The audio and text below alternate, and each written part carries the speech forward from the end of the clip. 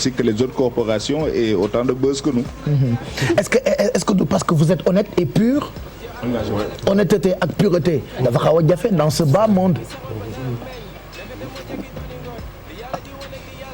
xam nga il faut dire aussi qu'il y a beaucoup de bonheur. Il y a énormément de bonheur. C'est que dañuy ñëwaat un peu quelques années ci ginnaaw. gis nga grand bi tey ñu ngi bokk fauteuil quoi. mais wallahi lazim da nga leen doon xool dañ la doon romb nga taxaw yow nga figé wu quoi di leen xool di xool lu ñu sol di leen jàng di jàng seen ay manières di naan ñii c'est des extraterrestres. xam nga muy luy déggati di yow ñoom Baye Souley les danseurs tout le monde. honnêtement gars yi dañ doon ñëw dóor zèbre da nga doon sonal sa papa pour jënd zèbre. dañ doon ñëw wàcc avec les derrière arrière da nga doon sonal sa papa pour am les xam c'est que jamono jooju et c'était un bien énorme et lu ci grave mooy cette génération là ils ont participé ci suñu éducation lu tax bonuñu ñoom dañ ci jouer un rôle énorme li tey je sais pas si je vais dire un énorme mot mais tey diine bi nu muy defaree nit tey am na musique boo xam ne defar na ay junniy nit te mën nañ ne Simon mi toog ci la bokk et c'est en les écoutant et en les di leen xool tamit ñuy def tous les plateaux ñu leen xool ñuy def tous les magazines ñuy xool ñuy taxaw ak benn détermination ak benn conviction di combattre benn affaire nga ne ça j'ai envie d'en faire partie et yàlla def na ne c'est vrai que métti woon na moment de galère yaa ngi fii ñun dox nañu ay Géejawaay ba Médina xam nga pour dem enregistrer ñëwaat ngay yor ay benn last 100 francs di ko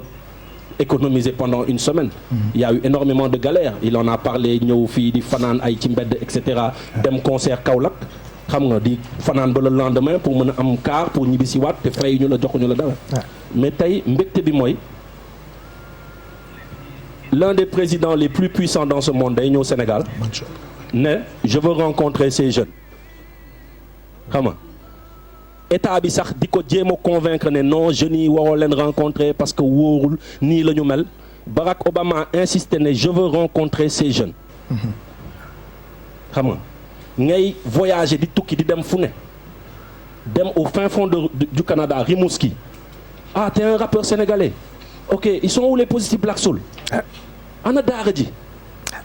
ngay kontaan quoi ngay gis gars yi nga ne yegg si na fii nga toog ci net bi gis ay waa ñu jóge ay au fin fond de Saloum doon simeeku di comee seen bopp di takk fii montre di feccaloo ay japonais di leen làkkaloo olof ci ñan la c'est très rare de le voir dans les autres trucs bëriwul ñu ko fi def mais tey conviction détermination ñi nga xam ne dañ leen doon wax ay dof lañ bëgguñu dara seen àdduna dañoo incorrect dañoo lii et cetera influencer combien de jeunes combien de générations dem bay un peu partout en Afrique le même esprit di juddu donc il y a beaucoup de bonheur aussi c'est vrai que yoon bi métti na mais il y a énormément de bonheur da ngay wàcc fenn da ngay wàcc benn dëkk dajeex benn sénégalais mu gaare wàcc xàmmee la ne la non maa la invité kër ga nga ñëw kër ga moo la invité nga ne ko fooy dem woo ma maa lay jël si ngay ñibbi mu jël limite benn valise jëndal la ay yére pour sa njaboot pour yow pour ta femme pour tes frères pour tes sœurs ne la am parce que vous êtes battus pour nous ñun on est là di ko seetaan télé mais vous êtes battus pour nous vous êtes battus kon le moindre lu ñu mën a def mooy defal leen lii donc am na fi quoi te dañ ciy sant yàlla moi j'ai pas trop envie de parler des mauvaises choses ay lii fii ay xam nga kaso ay yeneen ak yeneen yooyu saf na de non saf na mais xam nga avant da nga doon nekk rappeur ñëw di doxaan benn gel tu passais un sale quart d'heure mais tey cette génération a changé ça man quand je voyais Fata avec sa voiture temps yooyu defe naa Altima nga yoroon c'était une fierté tu vois parce que gars dañ doon jàpp non rappeur langa car rapide dox xoslu nona nii il est jeune il est venu il a donné beneen souffle à ce hip hop là mu indi entertainment ñii wax naa ko par rapport au début ci Black Soul daara ji dañ doon ñëw indi yére nga gis ñëpp dañuy bëgg a jënd yére maa ngi fàttaliku bi daara ji di wàccee fii ak yére toile yi mais Colobane dafa fees del ak yére toile ñëpp a bëggoon am yére toile ñoom Alaaji Maan fii ñëpp a ko bëggoon am di ko yëkkati ko fii et cetera xam nga les Nautica et tout ça tu vois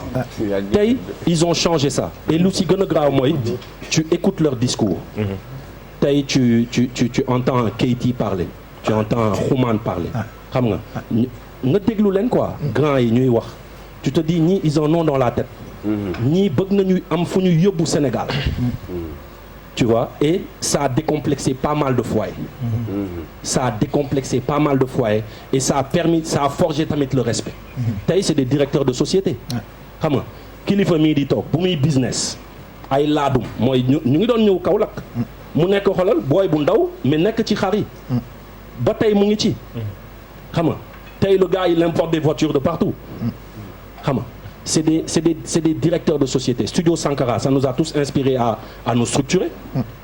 ñoo ko fi njëkk a def et il a très tôt di la wax ne affaire bi du rap kese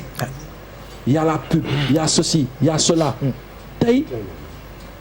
loolu tax j'aimerais revenir benn anecdote parce que da ngay ñëw tu gagnes des marchés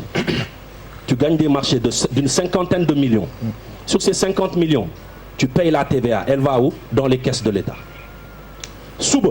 soo ñëwee di bind benn partenariat ak benn ministère ñu ne tu es corrompu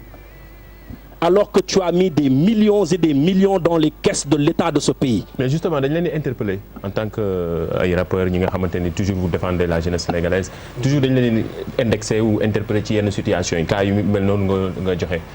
toujours bon. Oui parce qu'ils sont stigmatisés. c'est-à-dire ce qu'il explique.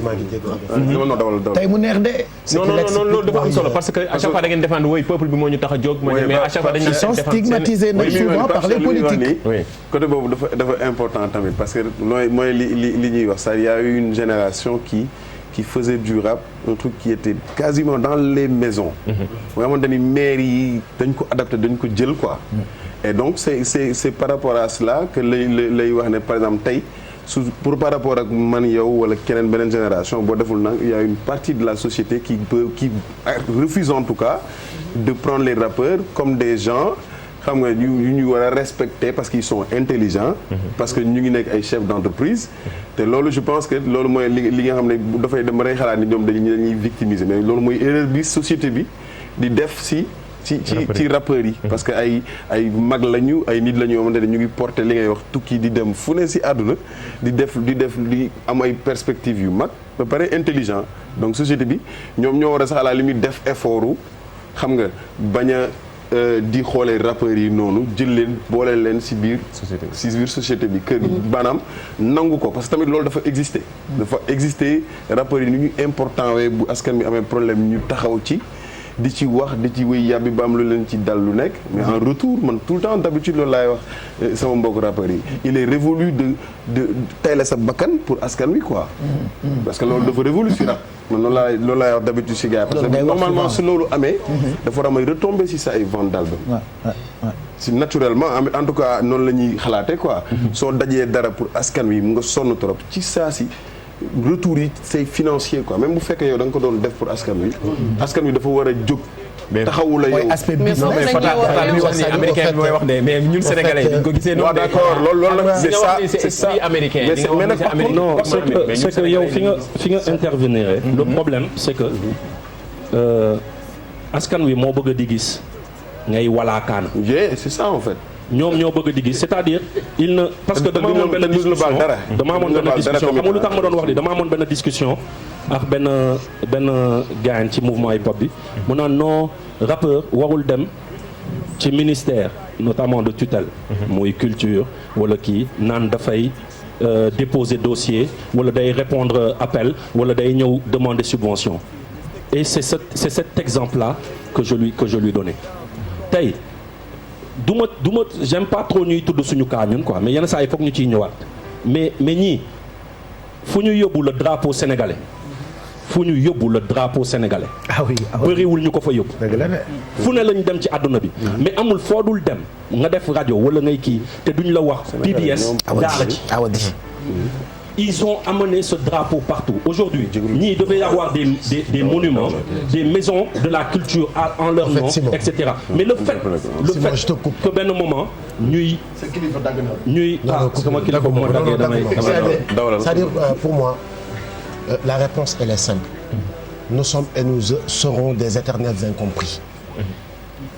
Des fois, voilà, parce que aussi d'une part, ñun dañ ci am part de responsabilité. bu njëkk ci suñu communication foofu la ñu faussé ñun ñoo ñëw par exemple incarner le misérabilisme. ñàkk bi quoi mooy ñàkk. très bien ñu dem nag ba askan bi di ñu xoolee loolu. bu ñu xëyee bëreet gis ñu ci yenn conditions yi dañ naan ñu waxuloo ñu woon ñu lii. c'est ça qui l'explique. Mais nous habitons avec des Sénégalais qui nous soutiennent très, très honnêtement parce que nous on a fii ku ci nekk tu as fait des concerts yoo xamante ni c'est des lambda qui ont participé pour que nga réussir concert. Nous avons fait un concert au Grand Théâtre. Nous avons dépensé plus de 20 millions. Mais des lambda ay Pape Cheikh Diallo yooyu ñoo lay woo di jënd des billets à 250 000 parce que tu n'as pas de sponsor. Tu es stigmatisé. Tu es diabolisé. État di la koñe fii ñu lay présenter comme benn mooy loolu. parce que tu déranges. démb damay xool kii statut Pape Cheikh mu bind lu am importance et c'est ça le Sénégal. bàyyi leen su nit ki di def lu leen arrangé il est bien. dama siisu woon rek. non dama après damay comprendre. siisu rek parce que li koy waral. attends xaaral rek ma kii ex. quand j'ai sorti le morceau Salim Tout. di ma am ci retombée je l'ai jamais eu. ay nit ñooy lire ñu la koy envoyer ñu koy envoyer say poche. musuloo ma neex mais neex nga ma. parce que cette fois-ci da nga way lu leen arrangé. Tu n'as pas attaqué Abdoulaye Wade ou Macky Sall. tous les gens qui te détestent wala ñu naan dañ la bañ. c'est parce que da nga génne un son wala da nga dénoncer loo xamante ni seen intérêt da nga ko menacer. loolu mooy Sénégal te ku ko wax nag ñu yóbbu la fële taaj la fa kilifa wax na lu ëpp Pape Cheikh ni muy wax ak sénégalais alors que c'est pas ça. donc encore une fois ñun ñooy xool ñu ñuy jëlaatee affaire bi gën ko téye jël ñi nga xamante ni c'est la nouvelle génération. porté ni ñu ko porté mu ngi set wecc et ñu xamloo ñu indiwaat suñu communication xamloo sénégalais bi que ni le rappeur ou le rap ne rime pas avec le misérabilisme. ay doomu aadama lañ bubu mi ma sol nii tey sama sëriñ moo ko yëkkati jox ma te du benn du ñaar du ñett kon ñun ba ci biir kër yu baax yi dañ ñu fa fonk respecté ñu alors du coup encore une fois di waxaat sénégalais yi que ni ñun ñooy ñi ngeen bokkal ndey ak baay ñun ñooy ñi nga xamante ni ñooy toogandoog yéen ci kuréel yi di jàng xasida ñun ñooy toogandoog yéen comme waaju baax ji macha allah ñii di jàngandoog di sikkarandoog yéen mën nañu bëyit yeeg xasida yeeg mën nañu lépp macha allah mais yàlla moo ñu natt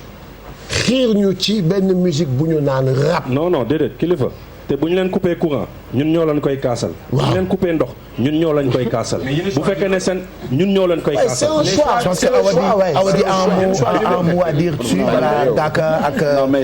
El Hadj Sabre.